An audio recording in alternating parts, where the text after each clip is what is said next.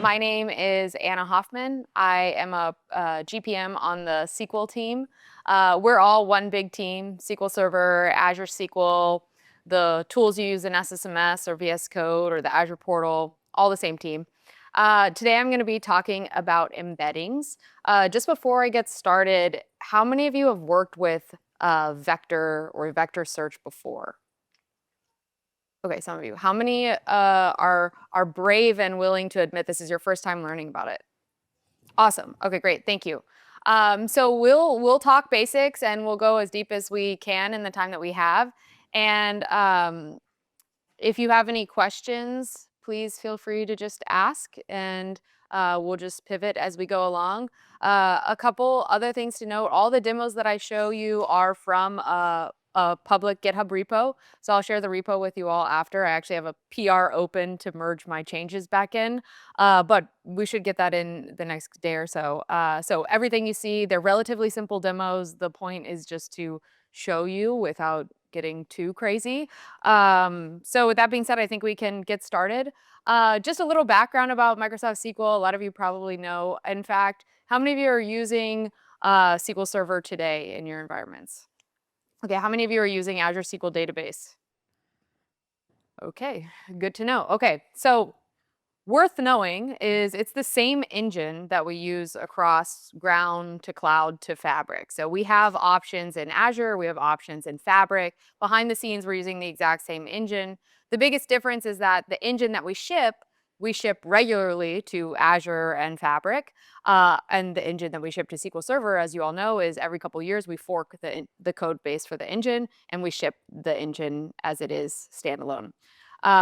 So that's kind of the biggest difference here. Since everyone here is using SQL Server, who has the oldest version of SQL Server running in production today? You think so? What do you have? 17, okay. Well, if you're in 17, then you're good. Like sometimes I've heard someone tell me once, oh, I cannot connect to my 2005 instance from SSMS. Can you help me? Like, no. So that's good to hear. If 2017 is the oldest version we have here, you're all in good shape because everyone knows 2016 is out of support. Okay, so it's the same SQL across the services and the same tooling that you see across the team. These are some of the areas where you might interact with a database that we have our hands in. These are some of the goals that we're trying to kind of pursue as an experiences front. We want to help you get every database under source control. If you're not using SQL projects today or you don't have your database under source control, Drew Squires-Kabala, he's doing a talk later today on SQL projects. That would be a good one to attend. Probably you've heard some stuff about MCP. I think Bob did a session yesterday. And then we have drivers across the board. The last thing I'll say before we get really into the topic is just kind of our goal is to meet you where you are and then help you future-proof for the future. And so that's why vector is such an appealing thing, because many of you already have SQL servers or Azure SQL databases that you're using. And so by bringing vector into the database, you don't have to create a new database. You don't have to create a new system. You can just integrate with what you have. So that's kind of where we want to go. But of course, we also have efforts to unify across. So you've maybe heard things about Azure Arc or the preview of Database Hub. We're doing a lot to try to help you unify your data platform or mirror your data into Fabric, but we won't talk about all that today, but you can ask me about that later.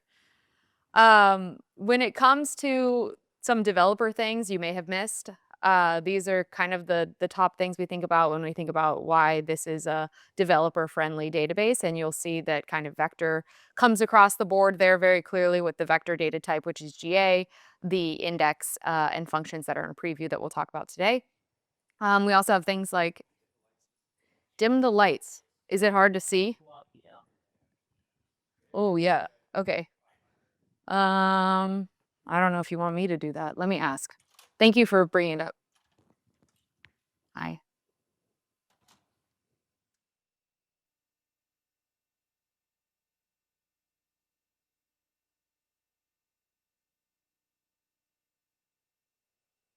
Is that better? Okay. Oh, okay. Sorry. Thank you. Thanks. um, okay, but no napping. Okay, I know it's 8 a.m. All right, so there's a lot of things in here you may not have known about SQL, but you probably did because it seems like you guys have been using SQL for a long time. Things that we support like graph, we support columnar, we support JSON. Recently, we added a native JSON type in vector. So if you're new in that space or you were using the old JSON data type, it's much better now, and we have functions around that too. Okay, let's go into what we're going to talk about today. This is kind of how I've broken down the session today. We're going to talk about 4 scenarios, and we're going to use those scenarios to learn about various parts of vector. The first, we're going to talk about kind of like your Wikipedia type data set where you're doing an internal knowledge base search. Then we'll talk about like a real estate scenario. Then we'll talk about reviews, and then we'll talk more about like RAG with PDFs. Like I said, these are actually very simple demos, but that's the vision. Okay, and over the course of that, we'll learn about all these things here.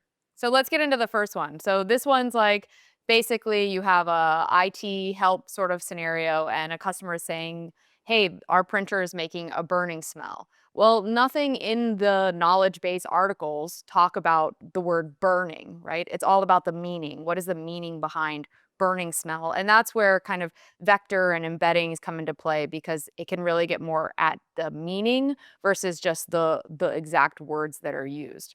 Now, why do they want to use SQL? Mostly a SQL team today. Their ticket system is already running SQL Server, and they want to maintain all of the security boundaries that they have. So what can they do?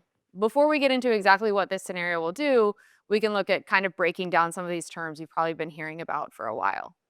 So the first is a vector. This is just a set of numbers that defines something. And so I'm sure everyone's familiar with like XY coordinates. Think of this as like XY coordinates, except there's 1,500 dimensions, right? There's 1,500 numbers in the list. That's what an embedding is. So you take dog, we send it to a text model, embedding model, and it spits out high dimensionality vector or embedding. We can have different dimensions available. You can have really small dimensions. Typically, whatever model you use to generate your embeddings, that's how many dimensions it's going to spit out, and that's what you're going to use. And you're going to use the same dimensions for your vector searching as you do for your vector storing, because that's how they can match and be similar. Then there's the vector distance. So again, if we think about like XY coordinates, if we go back to grade school, and you find the distance between 2 XY coordinates, right? You would square them, sum them together, take the square root of that, and that's how you get the distance between the 2 vectors. This is the same thing, except a lot of dimensions, right?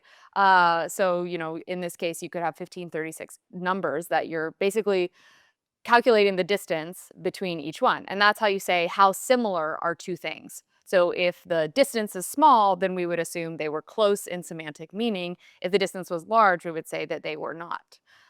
There's 2 different ways. You can either do like a pure distance or the cosine distance. Most of the stuff we're going to do today is cosine. I don't really think you need to worry about anything else behind that. This is just math. We're just calculating the distance. So then you come to KNN, and this comes from the data science world where you would say, I want the K nearest neighbors. So you basically give it a point on a graph and say, what are the K? K could be defined by you. It could be 5, it could be 50. What are the nearest things to this point on the graph? In order for us to do this, yes? Define like sensitivity, distances. Great question. So you're saying that you want to say like, hey, I don't want to return anything unless it's so close. Yeah, let's get like an R squared, I assume, right? Like value equal. Yes, yeah. So I think the question I'm understanding is like, can we put in some parameters here to say like, hey, I don't want stuff returned if it's not that close, or hey, I want to make sure the recall, the accuracy is good. Yes, yeah, and we will get to some of that so you can see. Good question. But what we do here is we calculate the distance between your point. So if you search for dog, we generate embedding for that. We calculate the distance between dog and every single other data point in that column, right? So if your table has 1,000 rows, that's 1,000. If your table has 5 million rows, that's 5 million. So this could be slow. Then there's this thing called approximate nearest neighbors, sometimes called ANN, sometimes called AN. In the data science world, this is basically like, okay, how can we throw everything on a graph and traverse the graph more efficiently instead of looking at every single one? So in this scenario, like a way to think about it is like, if you think about a two-dimensional graph, you have all your points on the graph, and we'll essentially draw random lines throughout the graph and say, okay, these are regions. And then you can traverse the tree to figure out which region does your point, in this case a dog, lie in, and then grab the other points that are in that region. So you're only calculating the distance between things in the localized region. So this can be much more efficient because you can get to that region faster, and then you're only doing KNN on a subset of your data set versus the entire data set. If you would like a visual for this, and I'm not obviously going to play a YouTube video here, but this is a really awesome YouTube video. So I did want to share it with you. I'll share a link to it in the deck. But basically, just to kind of visualize, because I'm drawing like this, I was thinking about the whiteboard, but decided that was too much. But pretend this is my whiteboard. This is your K nearest neighbors. So in this case, here, I can make this bigger. In this case here, this is our dog point, right? So in K nearest neighbors, we're going to calculate the distance between this point and every single other point on this chart. Does that make sense for K nearest neighbors, what we're doing? When it comes to more of an approximate nearest neighbors, let me show you a little bit. What we're going to do is, let's not have his hand in it. What we're going to do is, I mentioned, like, we're going to pick random points. So like, for example, we're going to pick 1, 9. Again, we're doing this all in 2D space. So we're going to pick points 1 and 9, and we're going to draw a line perpendicular between it by taking the reverse negative slope. So that's how we separate those regions. And then we're going to go to the left of it, and we're going to pick 2 random points, so 1 and 4, and we're going to draw a line between it. And that's going to help us kind of traverse this graph more easily when we get a new point in. So when a new point comes in, let's see, not the hand. So like when a new point comes in here, we can very easily traverse this graph and find out, okay, it's somewhere in R1.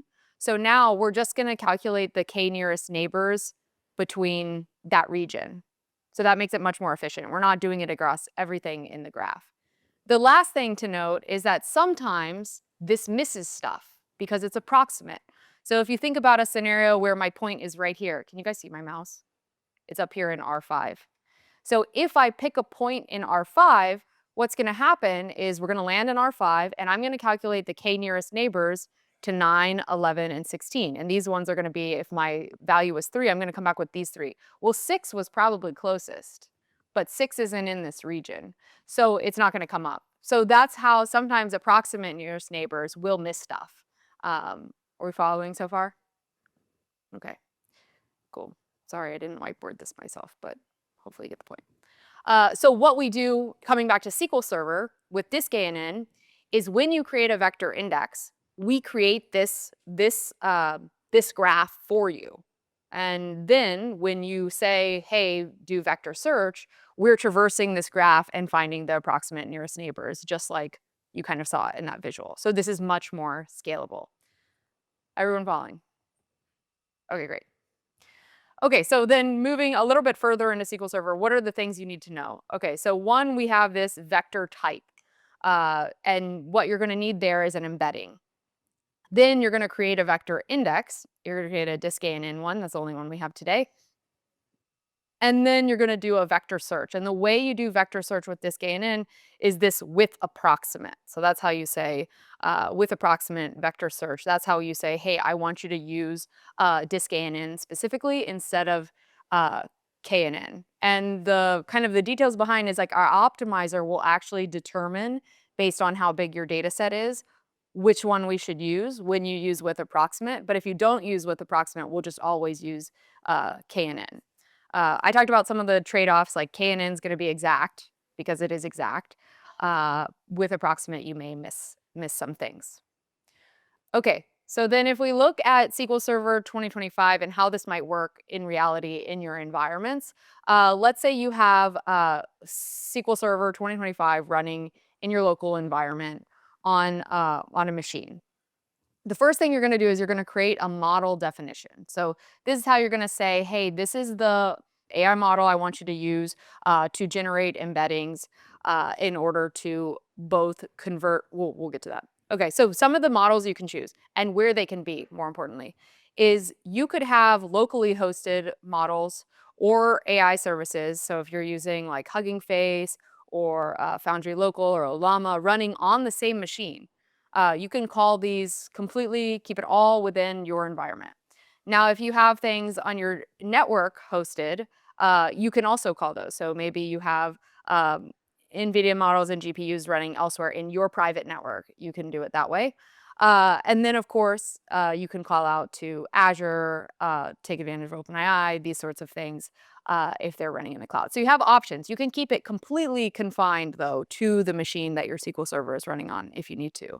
And this is what makes it so much different than like Azure SQL Database or something where it has to go out to that service and then back. Okay, so we define the model. And then we have to generate embeddings for everything we want to be vector searchable. So we'll say like for a column, generate embeddings. It's AI generate embeddings. We'll reference this model definition and the values, and then we'll put it into a new column of the vector type. Then we'll create a vector index on top of that. And then when you do the actual search, the first thing we have to do is we have to convert your prompt into an embedding so we can do the math. So then we'll generate embedding for the prompt using the same model, the same parameters that you had for your other embeddings. And then we can do a vector and a hybrid search. So that's what we'll take a look at. Okay, so let's hop over here. Just want to make sure we are connected. Great. Okay. So the first thing you're going to want to do, I already have one. So just for the sake of this, I'm not going to create it again, but you'll create a database scoped credential for the model that you're going to use. So this is my Azure OpenAI.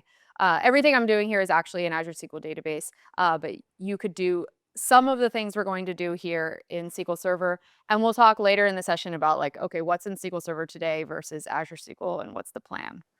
Um, okay, so then the next thing you're gonna wanna do is create an external model. That was what we talked about just a second ago. So you're gonna say, hey, here's where the model is, here's the model type, here's what model here. I'm using the text embedding 3 small, and here's the credential. And then we can take a look just to make sure that that exists. And you can see it all there. By the way, is this big enough or would you want it bigger? Good. Someone in the back said good, so okay, all right. So now we're gonna create a table. Now, again, remember you could do an alter table if you already had an existing table and just add this embedding column. All right, now just for demo purposes, like I said, I kept everything actually very simple so that we could all use the same samples. So you can go home and try these exact demos. We're just creating essentially fake data very manually.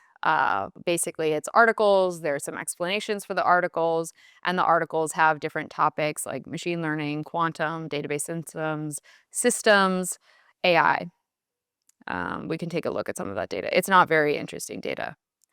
Uh, so you can see it has titles, categories, and then we have generated the embedding. So just to show you how those embeddings got generated, this is that function, AI generate embeddings. All you have to do is say like, hey, what am I sending to the model? In this case, since we're generating fake data, we're just saying like sometimes send this, sometimes send this, sometimes send this. And then we say use model AI embedding. So it's actually quite straightforward to generate the embeddings. Okay, the next thing that we'll do is create a vector index. So here you can see we're creating it on the articles table on the embedding column using DiskANN and using the cosine distance. Okay. And then we can take a look and see that it was created. This index version, again, this is going to come up later. We could talk about it.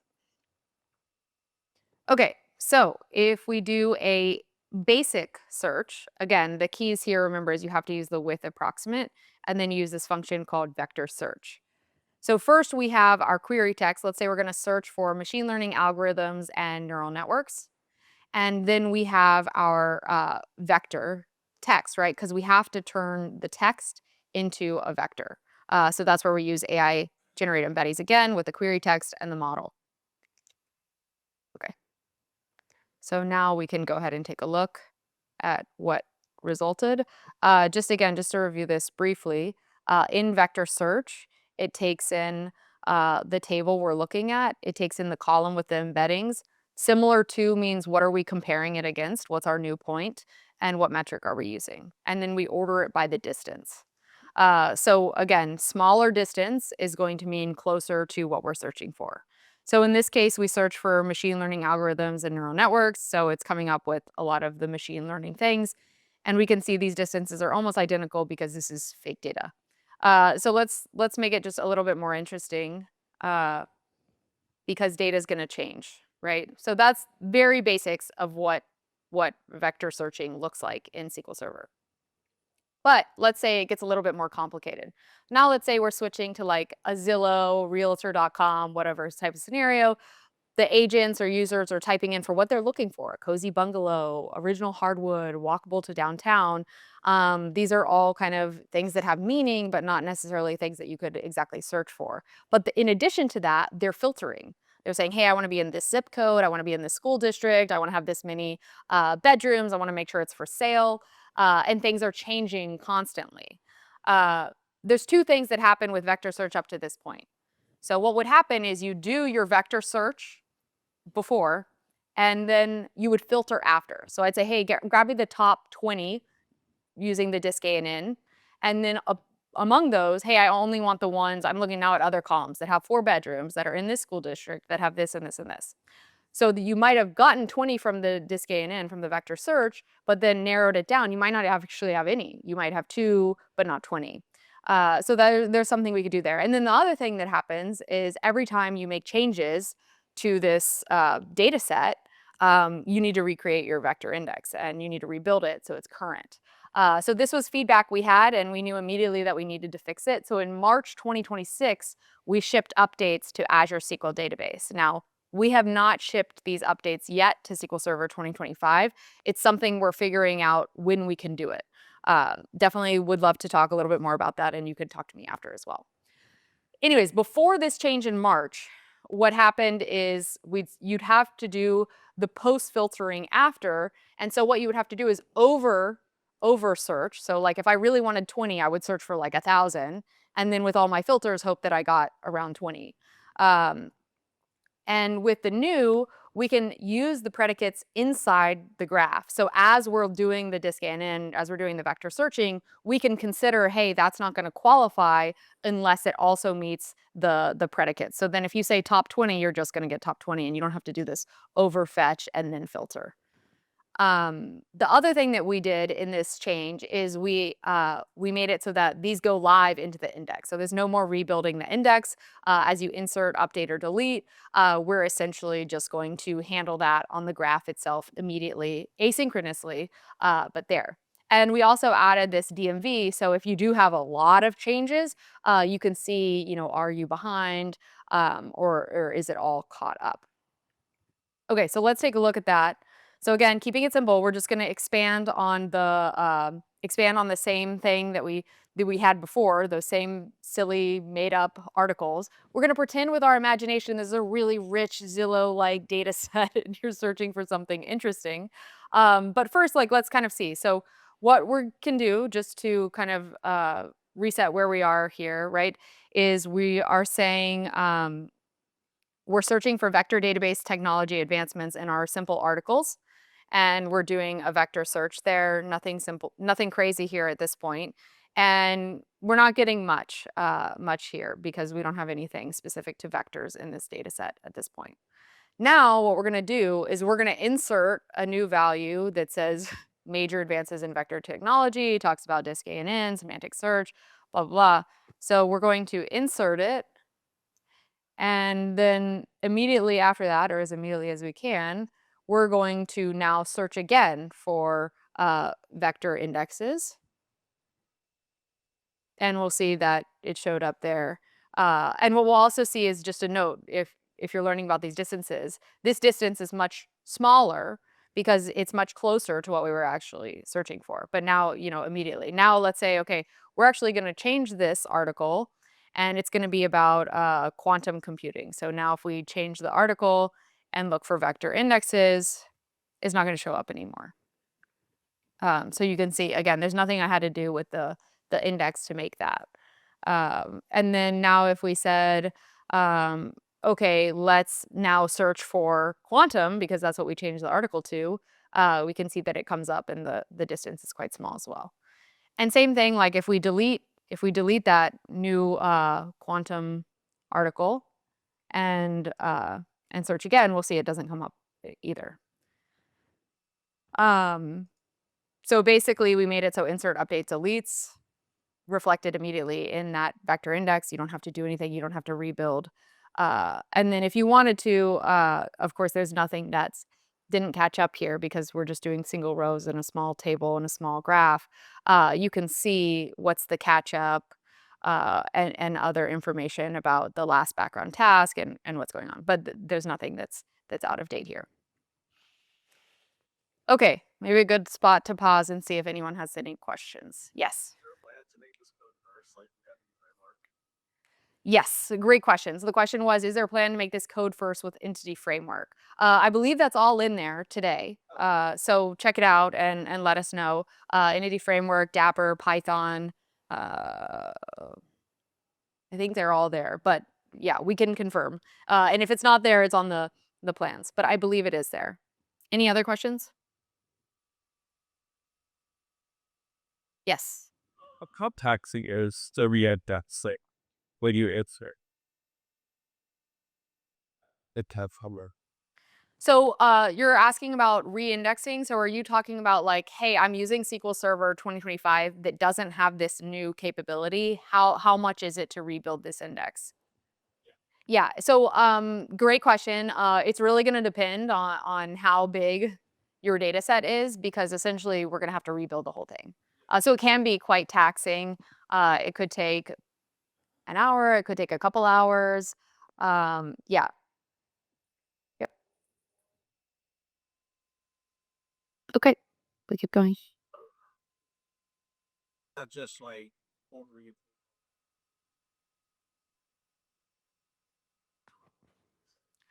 Sure. Yeah. So great questions. Let's go back a second. Okay. So there's a couple things here. For what you were asking, altering a table and then you're done. Basically, what you would do is you would create that alter table, add the vector column. Then you need to define the model. You need to generate embeddings for everything in that. And that's how you get your vector column fulfilled. Then you want to create this vector index so that we can be more performant, because otherwise we're going to do the distance between every single one. So the vector index is what this gentleman was asking about.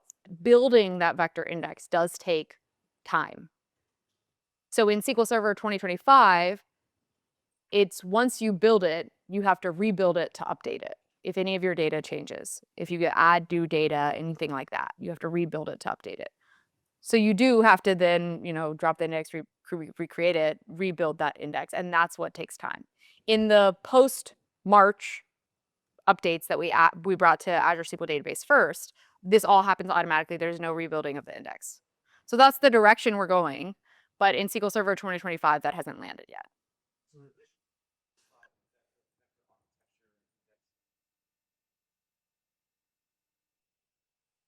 No. No. No. Good question. You asked, is it supported in previous versions of SQL Server 2025? And I said no, or 2022 or older. I said no. Yeah. Exactly. Yep. Good questions. Good clarity. Yes. Mhm. Great question. So the embeddings, where is that data stored? So if we look at, let's see. Let's see if I have it. It's basically stored in the column, like in an additional column. So basically you'd have let's say it was article title. So you'd have article title, and then you'd have article title embedding. And if you wanted to have the embedding combine article title and article description, then when you generated the embeddings for your article embeddings, you would send both of those things. You'd concat them together, but you'd have a column that would have each, basically for every single row, it would have a vector. Does that make sense?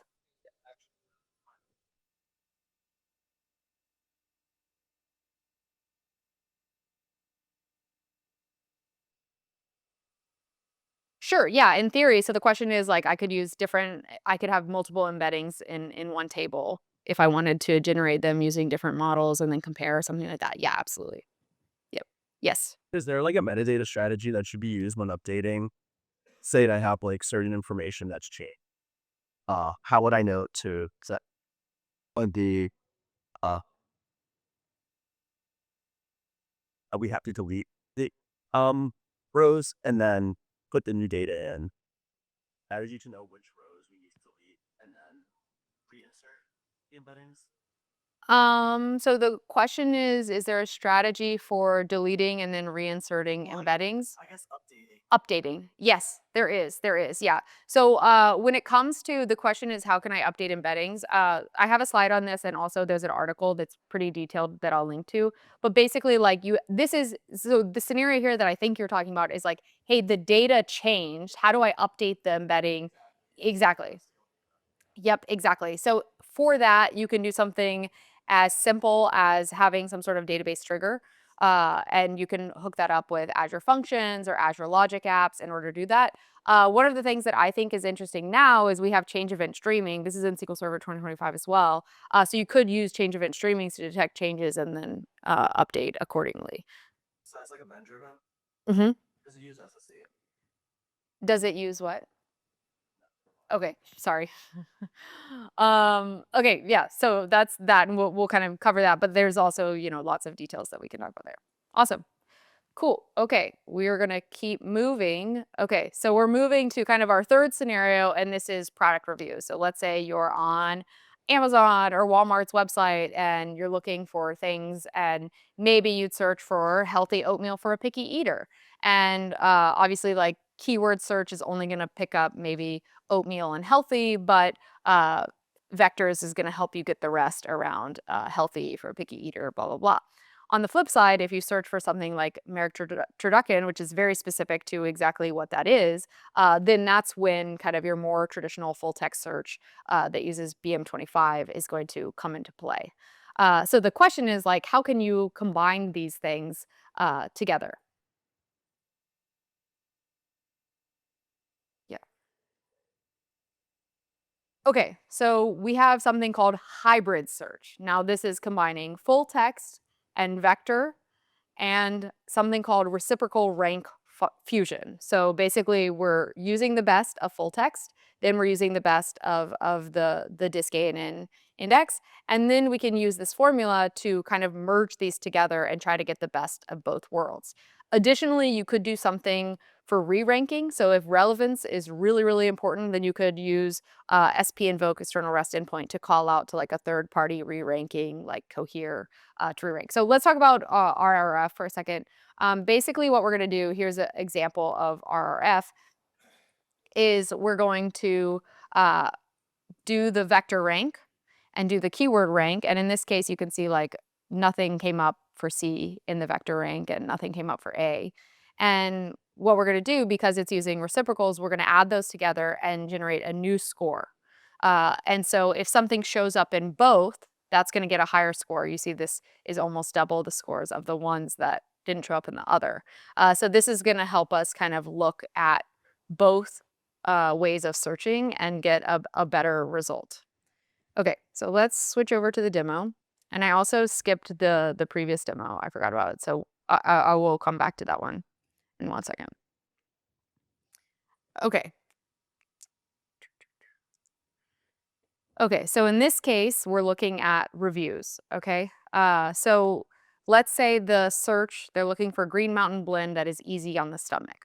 So again, just like before, we're going to generate the embeddings for the query text. We're going to use the with approximate, because in this case, we want to see it with DiskANN. And we're going to do the vector search on the reviews with the embedding using the cosine distance. Okay, so if we look at that, what we're gonna see is we're gonna see things that come up for coffee, right? Which is good because now it's figuring out that Green Mountain is a coffee. But we're also going to get some things that go into like healthy and easy on the stomach. I think it was easy on the stomach in the query text actually. Uh, Easy on the stomach, yeah. So like this garbanzo bean flour, some reviews about how it was easy on the stomach. Same for the something else. So that's where kind of okay, that's okay, but not great. Then if we said, okay, let's do the same query, but let's just do full text search. So we're using free text table and we're looking for this text and we can take a look at the results there. And here, as you would think, we're gonna get some of the Green Mountain stuff by the brand, exactly, but we're also gonna get things like green tea, and there's a couple, green teas, and then easy on the stomach, they're just finding things that say stomach in the reviews. Okay, so then if we said, "Okay, let's do a hybrid, and then let's score it," let's take a look. Let's see, let me just run this, and then I can show you guys what it is. Okay, so what this one does is it runs the same thing you just saw but across both, and you're seeing the vector rank and the keyword rank and then the score. So again, you're seeing that this green tea mix is not coming up in the vector rank. So that's discounting its points. And then this buttermilk pancake mix is not coming up in the keyword rank. And so it really helps you separate things that might have been mistaken by one or the other by itself. That's the lower score that you're seeing here. Okay, I'm gonna go back because I forgot to do the filtering demo. So let's take a look. Okay. So in this case, again, we're going back in time. We're pretending we're in the real estate type of scenario where we're filtering on top of, in addition to doing the vector search, we also want to do the filtering. So we have these two indexes for the embeddings, and we're going to run the approximate, the DiskANN with no filtering here, but we're just going to see the scores that come up there. Uh, and then we can run the exact. So again, if you want to do exact, then you can call a vector index or you can use the without the with approximate. And we're going to see similar, honestly, very similar results. So now someone was asking earlier about recall. You can compare the how KNN and DiskANN go together by looking at recall. So what do we look at when we look at recall? So in these results, you're going to see the distance for KNN and the distance for ANN. And what you're going to see is like the recall is 1 as long as we're pulling up the exact same thing. We're finding everything, but at some point, we don't find something. So that's when our recall starts to drop. And the reason we don't find something is similar to what we were talking about earlier, where like we're traversing this graph and we're splitting it up. But if something's near the boundary of one, we're not even looking for it. We're not even computing the distance. So this is one that we missed. So then if you go through, in this case, there's 100, and you see how many we missed. Well, we missed 4. So 4 out of 100, our recall is 96%. So that's a little bit how you can kind of start to evaluate how the recall is for your particular graph. Okay, great. All right. Okay. The other scenario, sorry, let me back up. Did I show the post filtering? I think I did. Any questions? Let me just make sure I show the post filtering for you. Any questions while I look?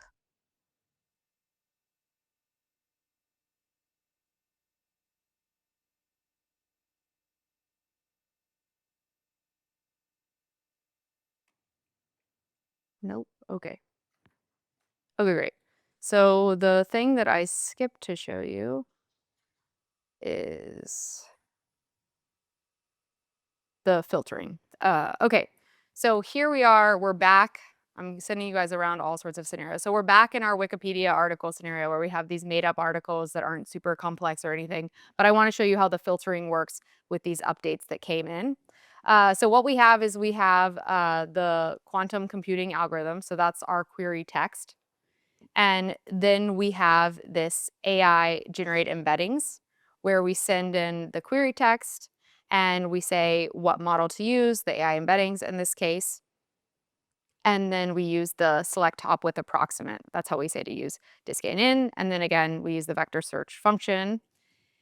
And from here, we can also add things like, hey, we also want to see where it's in the category. So we want to reference other columns, say when it's in the category of technology and when the published date is greater than 50 days away or less than 50 days away.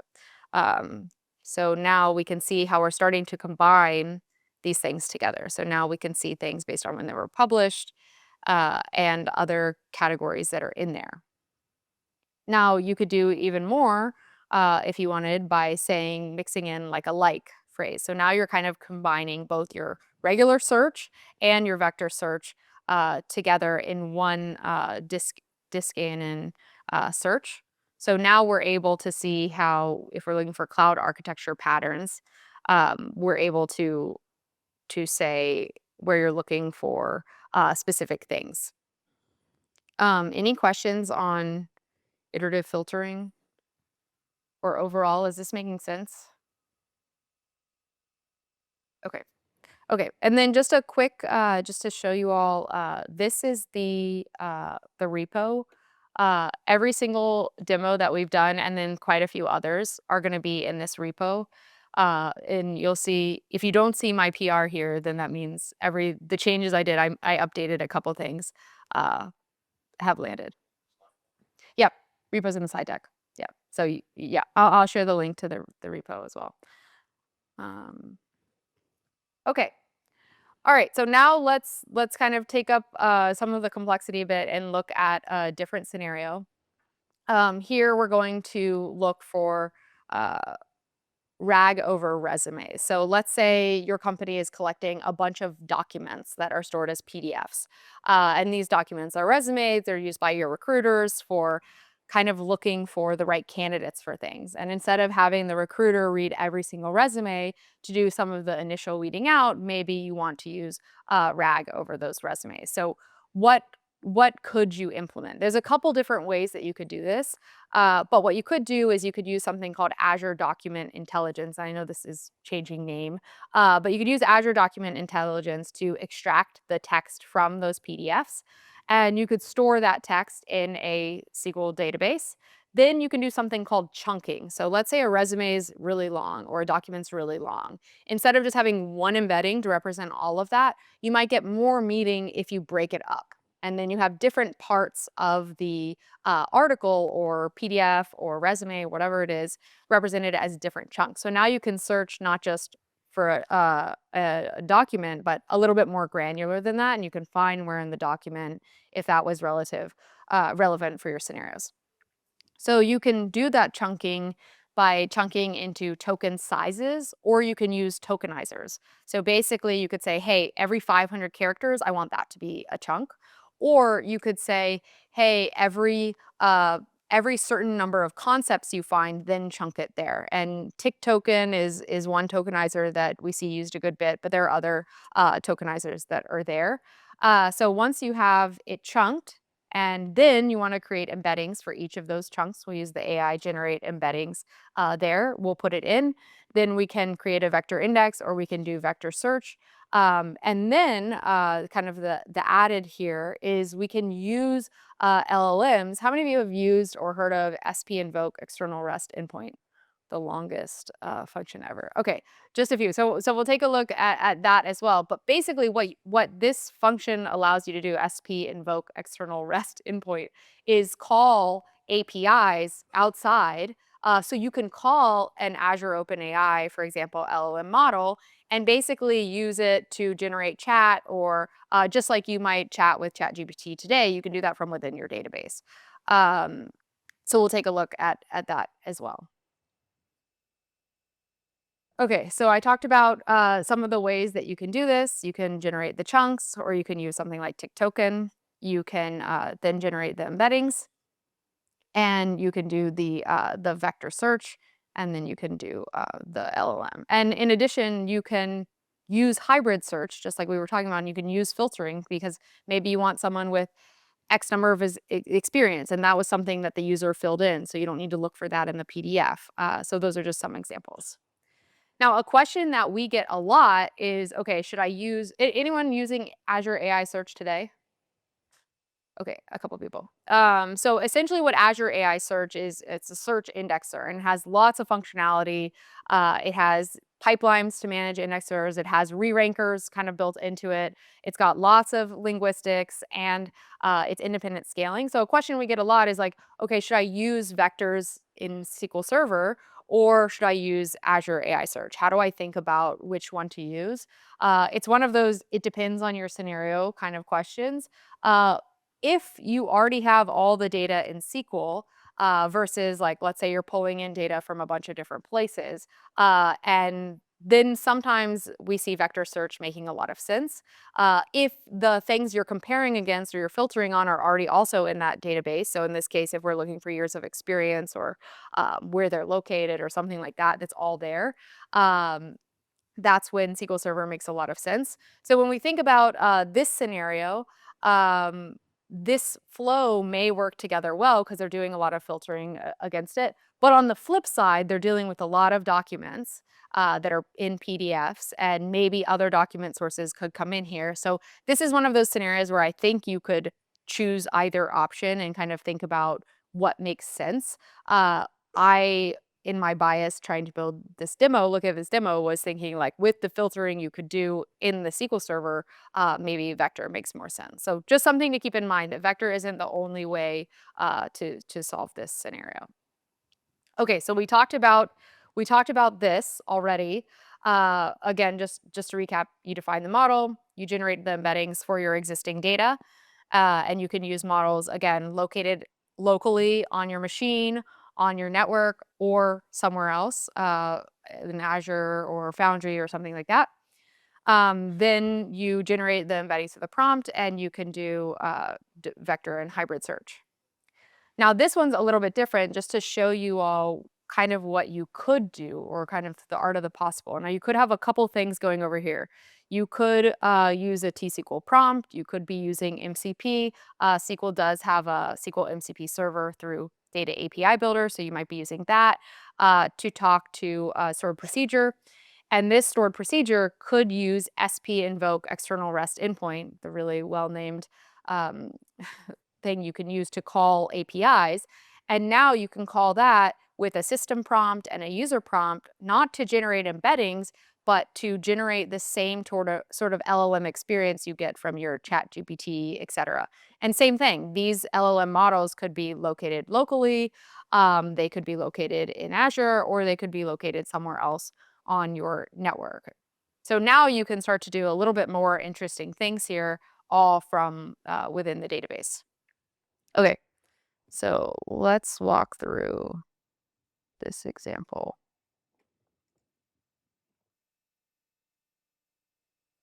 Okay, and again, this is all in the repo that I'll share at the end as well. So we're just going to set up our environment. And the first part is we want to extract and chunk the text from the PDFs using, in this case, Azure Document Intelligence. So what we're going to do is we're going to load in the document analysis client and our key for doing that. And then we're, in this case, going to split into chunks of 500 tokens. So what you're going to see here is it's going to, let's see, it's going to look for where the PDFs are. In this case, I just have them stored in this repo. And then it's going to use the document analysis. They have these various libraries you can use in order to get the results, flip it into token chunks, and then we can take a look. So now you can start to get a look at some examples. We only have 10 files here, but you can see these are all the same PDF. So this is all one person's resume in this case. You can see how we get the chunk IDs, so how we kind of organize among the chunks, and we can see the size of the chunks, and then We can see a couple things like this is the beginning of the resume, so it's talking about how this was a information technology technician 1, a little bit about what they were doing, then a little bit about, hey, they did some disaster recovery planning and they did some McAfee antivirus something. But now you can see like how you kind of have these chunked into different sizes for the folks. Oh, this was a better view to see that.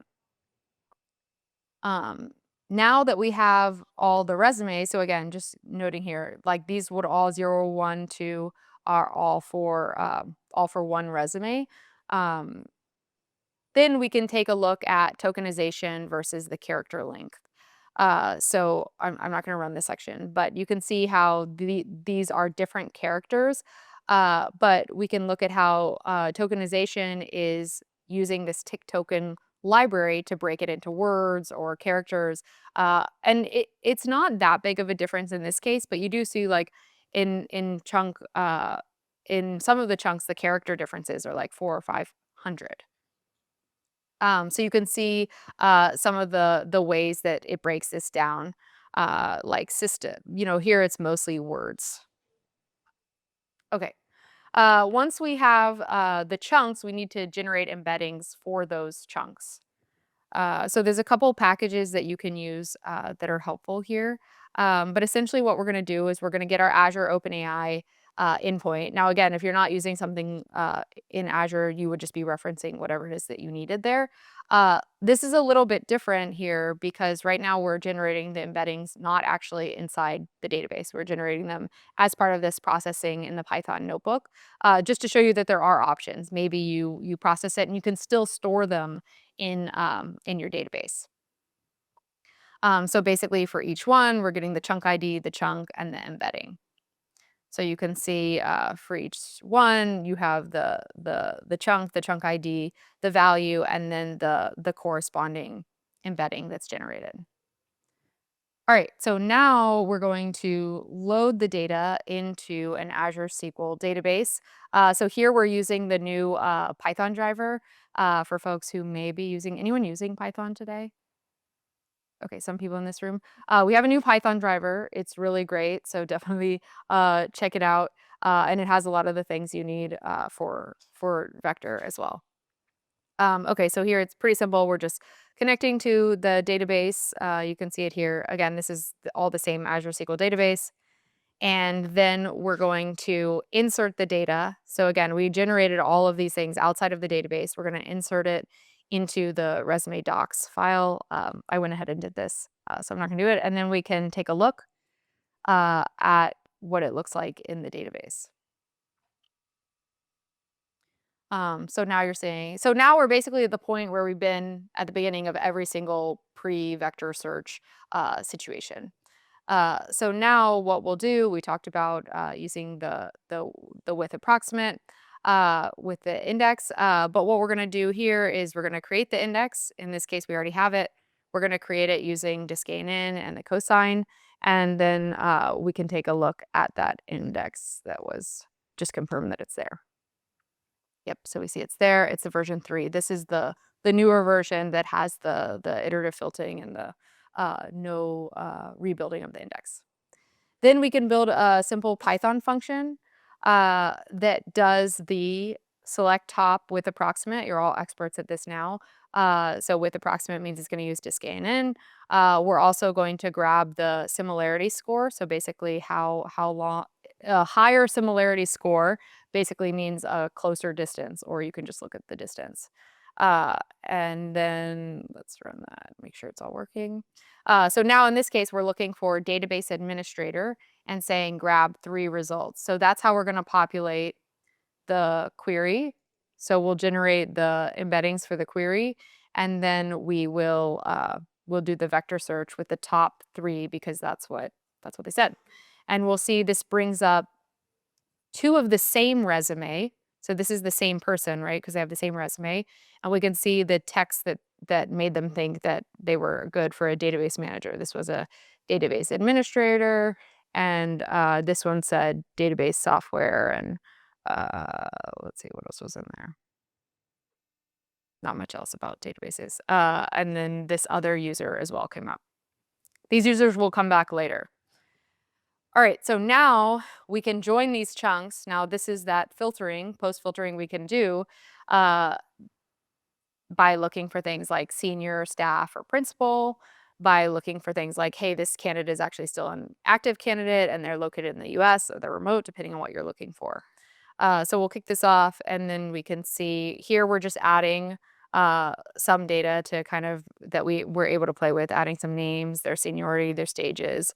Uh, so now you can see we have uh, some different candidates, their principal, junior, senior, whether they're rejected or not, what their role is, and where they're located.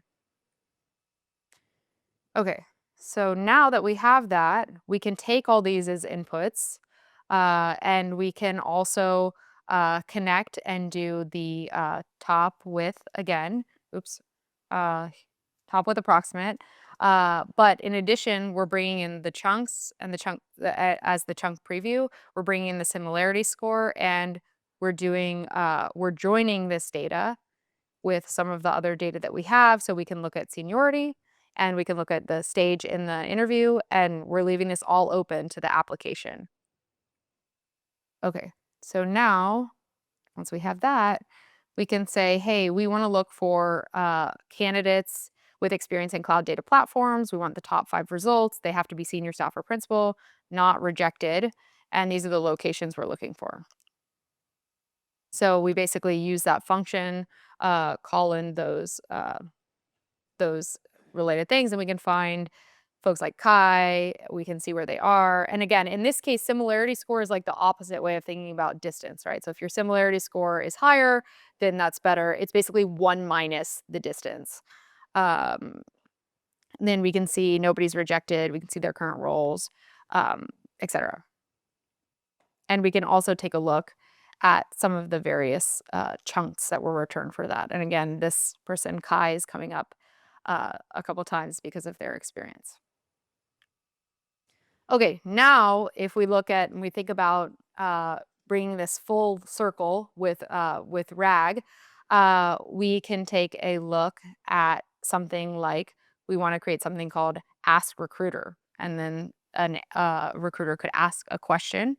So here we're going to create that stored procedure. I'm just going to go ahead and run this. We're going to create this stored procedure called Ask Recruiter, and they're gonna give a question, and we're going to take in these things that they say they're also filtering for, and we're going to in this case look for that, but we're also going to declare a system prompt.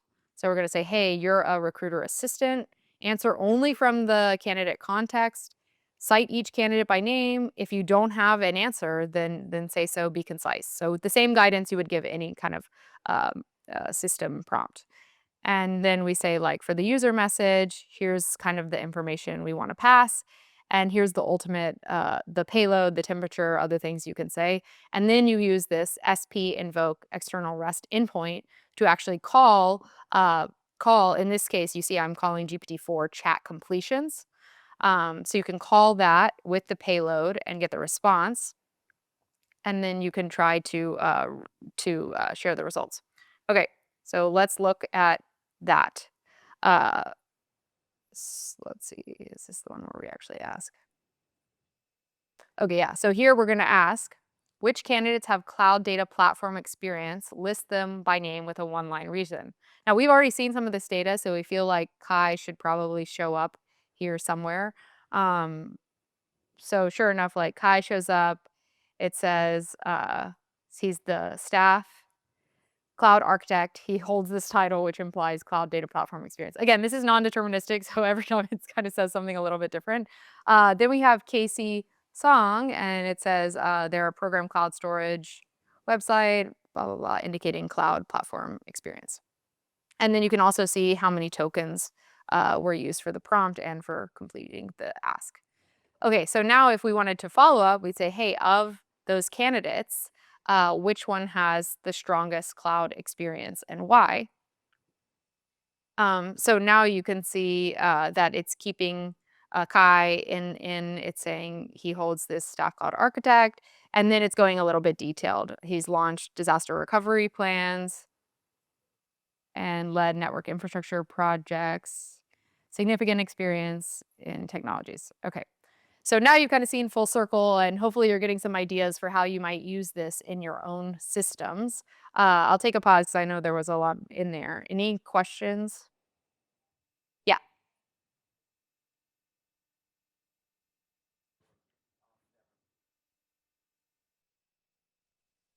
Hmm. As per, uh, so let's say, we say our X delta through this working for art. So it would all, if they would all come up, the project blood, as many as how Hmm. I received in this part, but if any to the vector.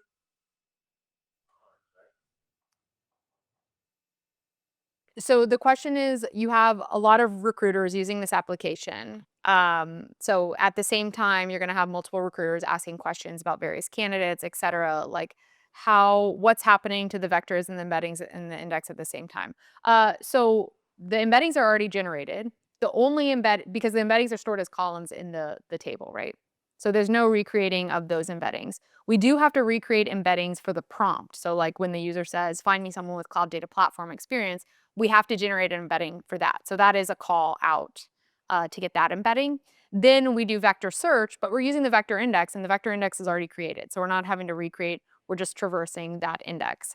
So there shouldn't be any issues with multiple people calling and connecting.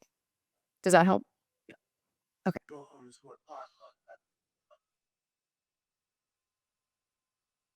Right. Exactly. Yep. Yep. In the back.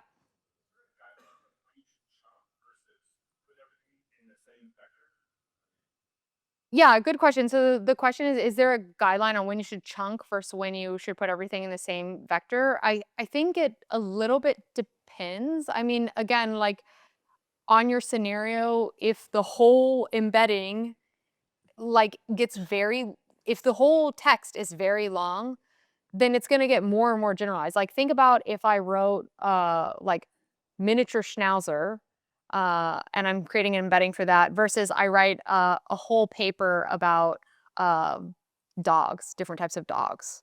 Like, it's going just to create one embedding for that whole paper and one embedding for dogs. Like, the miniature schnauzer is gonna be much better to find in searching and better to match. Whereas now, anytime you search for anything related to dogs, it's gonna return this. Maybe that's a bad example, but you see what I'm saying? Like, yeah. Okay. Other questions? Like if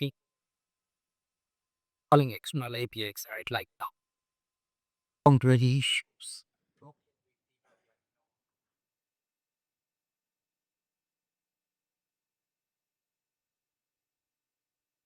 Great question. So the question is like, hey, I'm calling these APIs, and if it's not working, how can I debug it? A good question. I don't have a great answer for you, but I can absolutely find out. You should be able to track it just like you track other things, but I'm not an expert there, so I can find out for you.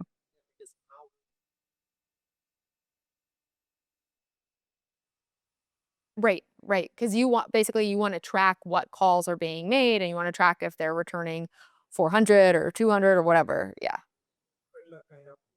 Mhm, mhm, mhm.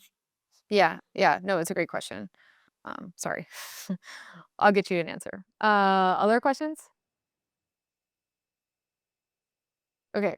Um Okay, so a couple of things to call out. We have lots of customers using this in production today. Microsoft Dynamics 365, actually, these are two internal customers of ours that are using this.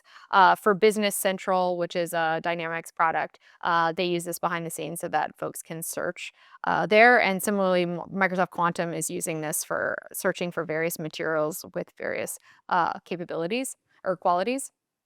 I talked a little bit about this keeping embeddings fresh that came up earlier. The AKA for that is just aka.ms/fresh-embeddings, and that brings you to the blog. I think for getting started, using a trigger and SB invoke external REST endpoint is fine. But ultimately, change event streaming is the direction I would want to go. But I know change event streaming is in preview. So things like logic apps or Azure functions that use the trigger to call it when data changes is something that you could explore. I'm not a developer. I won't pretend to be, so I don't know a ton about Entity Framework or Dapper or those things, but I know that our teams are working in these areas, and we do have raw driver support, and we should have these first-class properties. If you encounter any issues as you get started here, then please feel free to reach out. I'll share my information. You saw the Python driver, but we do have support in PyODBC as well. And then in our tools, if you need help with this or you're trying to get started, and I know I'm sure everybody here is using GitHub Copilot or some sort of AI tool all the time, but like I very frequently am like, hey, I don't understand how this works. Build me an example and take me through it. This is your friend here for getting started, for even building out POCs. And we have lots of experiences in our tooling to help here. Hmm. Okay. Is that supposed to sell on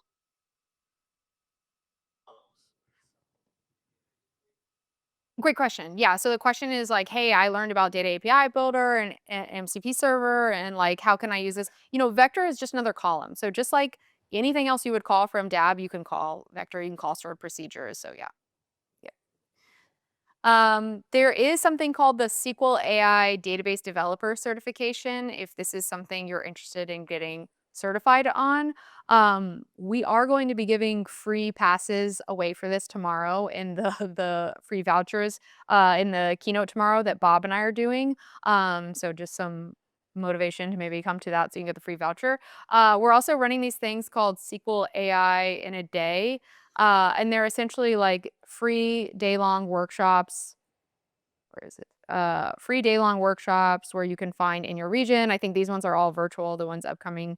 So if you want to go deeper into vector and more, like that's kind of what this SQL AI app in a day is. It's hands-on, so you can get a free environment to try it all yourself.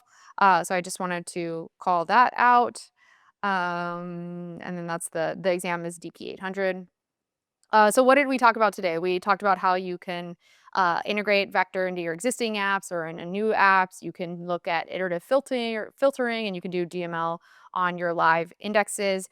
We talked about doing hybrid search, whether that's with filtering, whether it's using a like clause, whether it's using the reciprocal rank function, or optionally calling re-ranking function like cohere. We talked about document intelligence and Azure AI search and how you can use LLM prompts to further expand what you're doing. These are the resources. So just to go through them, the vector samples one, that's the repo. So if you go to the repo, hopefully by the end of this week, I can get the team to merge my PR back in because that has all the latest updates. This is that SQL AI in a day.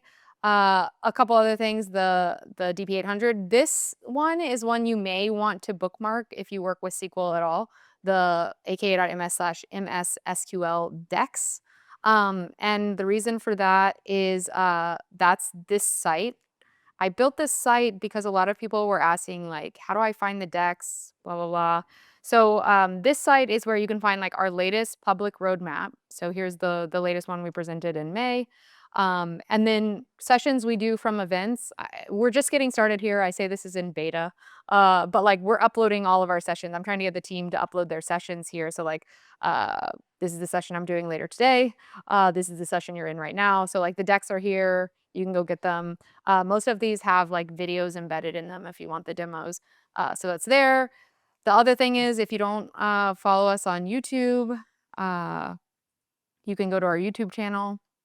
And I host a show called Data Exposed. So we're talking about, like last week, we did an episode on MCP Server 2.0. We talk about Data API Builder, talk about SQL projects. So definitely it's a good way to stay updated on what's going on. And then like, please use me as a resource. Specifically, what I would love your input on is if you are using SQL Server 2025 today and you are looking to use the vector index improvements, like you don't want to do these rebuilds, they're causing you churn, you're trying to go production. Like that is feedback we really need to figure out how quickly and how urgently we need to prioritize figuring out how to ship the updates to SQL Server 2025. So if you have any scenarios, like you can help me help you by shooting me an email and telling me what they are so I can share those with the team. So I would really appreciate that. If you forget my email, you can always find me on LinkedIn. Um, that's all I had. I'll stick around for questions. I have a session later today on what's new across SQL. Bob and I are doing the keynote tomorrow. I know Drew has a slot on SQL projects later today. And Yole has a presentation on the MS SQL extension in VS Code, I think tomorrow afternoon. So there are some other sessions from the SQL team here. We'd love to hear from you, and thanks so much.